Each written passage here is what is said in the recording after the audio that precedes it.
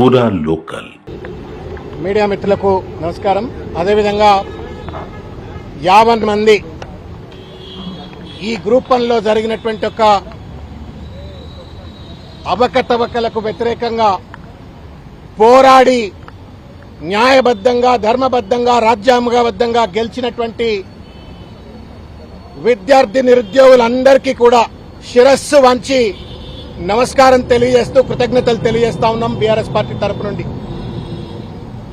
ఇది రాజకీయాలకు అతీతమైనటువంటి ఒక సమస్య.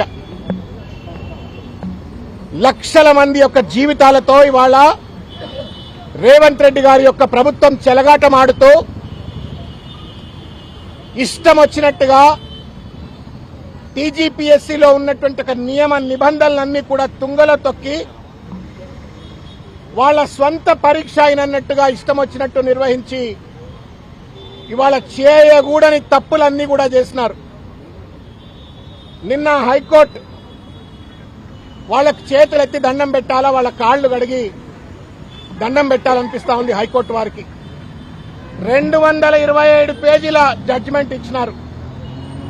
ఆ జడ్జిమెంట్ లో ఉన్నటువంటి ఒక పదం రేవంత్ రెడ్డి గారి ప్రభుత్వానికి, టీజీపీఎస్సీకి చెంప చెళ్లు అనిపించినట్టుగా ప్రతి పదాన్ని కూడా ఆ జడ్జిమెంట్ లో రాసిండ్రు.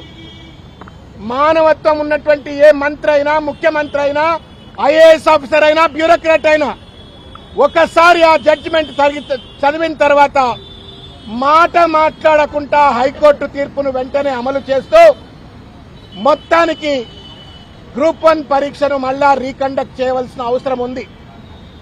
అది హాల్ టికెట్ల వితరణ విషయంలో కావచ్చు, ఒకే సెంటర్లో ఇష్టం వచ్చినట్టు అభ్యర్థులను సీరియల్ గా పెట్టడం కావచ్చు, ఒకే సెంటర్లో ఇష్టం వచ్చిన ర్యాంకులు ఇవ్వడం కావచ్చు, తెలుగు మీడియం వాళ్ల నోట్లలో మన్ను కొట్టే విధంగా, వాళ్ళ జీవితాలు చెలగాటమాడే విధంగా వాళ్ళకు మార్కులు తక్కువ ఇవ్వడం కావచ్చు.